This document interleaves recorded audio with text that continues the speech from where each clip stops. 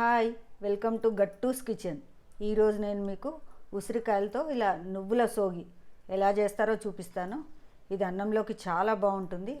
ఈ సీజన్లో మనకు ఉసిరికాయలు వస్తాయి కదా, ఇలా రకరకాలుగా వెరైటీస్ చేసుకొని తినొచ్చు. ఇది చాలా బాగుంటుంది, ఒక్కసారి చేసి చూడండి. నువ్వులు వేసాం కాబట్టి కమ్మగా ఉంటుంది, చాలా బాగుంటుంది. ముందుగా ఒక 11 వేసుకున్నాను ఉసిరికాయలు, మీడియం సైజు ఉసిరికాయలు. ఇవి మునిగాన్ని నీళ్ళు పోసుకోవాలి. 1/2 కిలో కన్నా కొంచెం ఎక్కువ. వీటిని ఉడికించుకోవాలి మనం.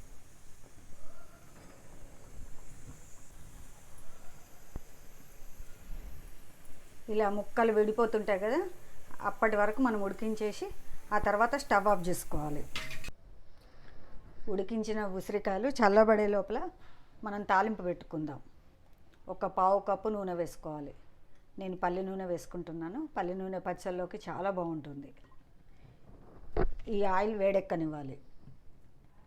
నూనె వేడెక్కినాక 1 స్పూన్ ఆవాలు, 1 స్పూన్ జీలకర్ర వేసుకోవాలి. కొన్ని మెంతులు, ఆవాలు జీలకర్ర చిటపట్లాడనివ్వాలి. ఒక 30 వరకు వెల్లుల్లి ఇలా కచ్చా పచ్చగా గ్రైండ్ చేసుకొని వేసుకోవాలి. వెల్లుల్లి వేయగానే మనం స్టవ్ ఆఫ్ చేసుకోవాలి. ఈ వేడికే మనకు వెల్లుల్లి చక్కగా వేగిపోతుంది. ఒక 5 నిమిషాలు చక్కగా కలపాలి. ఎందుకంటే ఈ బౌల్ అనేది వేడి ఉంటుంది కదా, అప్పుడు మనకు వెల్లుల్లి మాడిపోతుంది. ఇలా చక్కగా కలుపుకొని ఇది కొంచెం చల్లబడనివ్వాలి. ఈ మిశ్రమం కొంచెం గోరువెచ్చగా ఉంది.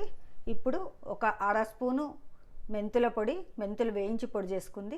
ఒక 2 స్పూన్లు ఆవాలు మామూలుగా ఎండబెట్టేసి మిక్సీలో పట్టాను.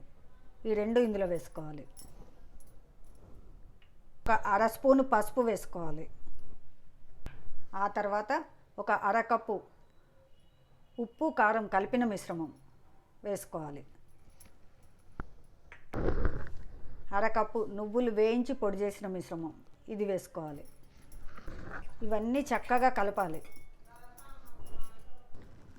ఈ మిశ్రమం అంతా ఇలా కలిపినప్పుడు ఇది ముద్దగా రావాలి. ఇలా వస్తేనే మనకు నూనె అనేది సరిపోయినట్టు. ఇలా రాలేదంటే మనం పక్కన కొంచెం నూనె వేడి చేసి ఇందులో కలుపుకోవాలి. ఇప్పుడు ఇందులో మనం ముందు ఉడకబెట్టుకున్నాం కదా ఉసిరికాయలు, ఇలా నేనైతే దేని దానికి తీసుకున్నాను. అంటే ఒక పెద్ద ఉసిరికాయ అంటే మనం తినకుండా పడేస్తాం కదా, ఇలా చేస్తే ఎవరికి ఎన్ని కావాలంటే అన్ని వేసుకోవచ్చు, వేస్ట్ కాకుండా ఉంటుంది. ఈ నీళ్ళతో సహా ఇందులో వేసుకోవాలి. వేసుకొని అంతా చక్కగా కలుపుకోవాలి. ఇలా చక్కగా కలుపుకోవాలి అంతా. ఇది ఒక రోజు మనం పక్కకు పెట్టుకోవాలి. రేపటి రోజు దీంట్లోకి మనం ఉప్పు కానీ సరిపోకపోతే కలుపుకోవచ్చు. ఇందులో నువ్వుల పొడి వేయడం వల్ల కమ్మగా ఉంటుంది, చాలా రుచిగా ఉంటుంది. ఉసిరికాయలు ఉడకబెట్టినాం కదా, 4 రోజులు వారం రోజులు ఊరాల్సిన పని కూడా లేదు. ఒక్కటే రోజు ఊరుతుంది. ముక్కలు చక్కగా మెత్తగా ఉంటాయి. అన్నంలో కలుపుకోవడానికి కానీ, తినడానికి కానీ, పెరుగు నంజుకోవడానికి కానీ చాలా బాగుంటుంది.